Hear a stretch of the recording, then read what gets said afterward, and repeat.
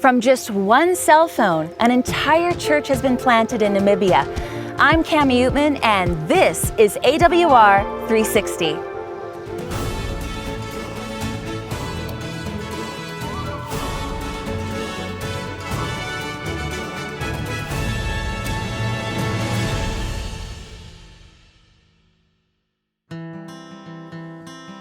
A year ago, we came to Namibia to learn about how cell phone evangelism is spreading fast around the world. Started by Neville Neveling after seeing a need in his area, now people across the globe are using their phones for evangelism. From the blind to the quietest person in the church, the message of the Lord is being sent out. We are back here because we have heard remarkable stories coming as a result of cell phone evangelism. Now, remarkable things have been happening this past year. A year ago when we visited under the tree at Barbie's church, I did not mention to you that this area actually had very minimal Adventist reach. Though evangelism has been tried, it was unsuccessful. You see, this area is actually predominantly Roman Catholic. I must say, I did not actually think that AWR360 cell phone evangelism would have this kind of impact. Our AWR team is traveling far into northeastern Namibia to the city of Kashira. There has been no Adventist churches there, that is until just a year ago, when Barbie started one under her tree. She has been listening to cell phone evangelism and enjoyed learning about the truth she heard. But it was the message about the Sabbath that really woke her up. 1 week after hearing the message, she started a church under her tree. She then invited the community to join her, and they came. But now some incredible things have happened. After your visit, our church has grown dramatically. Their Pathfinder Club has been doing great things for the community, from doing work for the neighbors to singing. They are representing Adventism in a great way. She also has a community garden in the back and has been teaching the villagers how to grow their own food, and many people have come to listen to her health seminars. But then it wasn't long ago, as I was working in my house on Friday afternoon, prepping for the Sabbath, when I heard a lot of noises. She then noticed that a crowd of people had gathered outside her house. She couldn't believe it. It was then that a man entered the house. He said his name was Opa. He was from the town of Divandu, and that he and his group wants to join our church.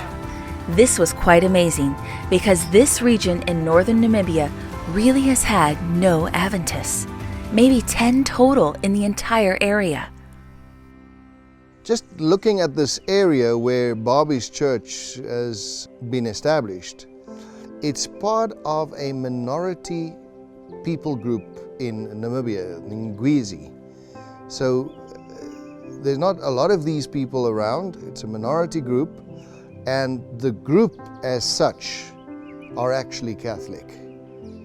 So it's very, very difficult to get into such a group because it's like changing group dynamics. So when Barbie started the church, the word spread quickly. But how did the new group hear about Barbie and make a decision to join? For that, we must meet them as they walk to church. This is no ordinary trek. You see, for them to get to Barbie's, they must walk all day on Friday. We head out in search of this group. Northern Namibia has a population of 220,000. Because of the poor roads, this area gets few visitors. It has the highest level of poverty in Namibia, with about half the population considered poor. But it is in this area that lives are being changed. This group is currently on a 40-mile hike to Divandu. It will take them all day to get there. Over sand, rocks, and hills, they march on. It's an amazing sight to see this many people making this long walk. Upa Stephen is the leader of the group. He is the one who made the decision to find this new church. I go because we must learn about God. I have been waiting years for an Adventist church.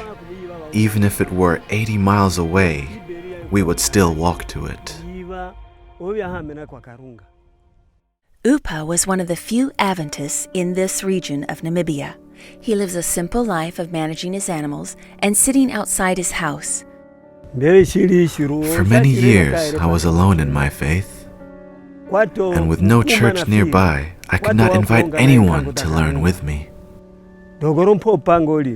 But then, when Barbie's church started, word started spreading around the area about this new belief. A rumor came to me that an Adventist church had started in the town of Divundu. I almost cried when I heard that. I prayed to God that it was true. He wasted no time inviting the people of his area to trek with him to Divundu. He said, "They are teaching the truth, and we must go." Nearly 50 people came with him, eager to hear this new truth about Jesus. The trek is long, and anyone could have been easily discouraged about walking all day, but they wanted to hear more about this church. When we arrived, I was very excited to meet Barbie for the first time. His first words were that he wanted to join the church. That night we pitched tents and prepared for the Sabbath, waiting in anticipation for the morning. And the next morning, they had their first church service together. Everyone in the group was impressed with the Sabbath message and were determined to return the very next week. When AWR heard about how the church had grown, we knew the tree that they were worshiping under would not be enough. And this is when we sought our AWR supporters like you. AWR's webpage lists many needs all around the globe. From terrorists in the Philippines to the high mountain area of Nepal, lives are being changed. But it cannot be done alone. It is only through our faithful supporters that AWR can keep these broadcasts going. And now this group of people have a church to worship in. Hands across the globe join to support this project, and I know God has blessed. The most amazing thing is, this is the first cell phone evangelism church. After that first visit, everyone wanted to return. Upa has since made many treks to worship on the Sabbath.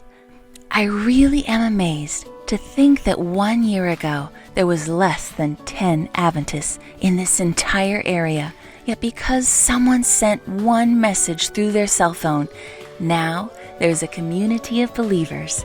I can't help but think that if all of us would just do the Lord's will and evangelize, how many more lives would be saved for Christ's kingdom?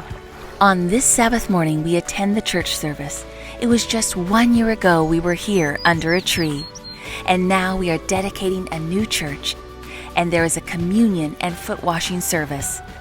Many phones were dedicated to sharing cell phone evangelism. And after this, it is time for many to be baptized. You see, many in Upa's group have made the decision to dedicate themselves to the Lord. This is what AWR360 is all about, from broadcast to baptism.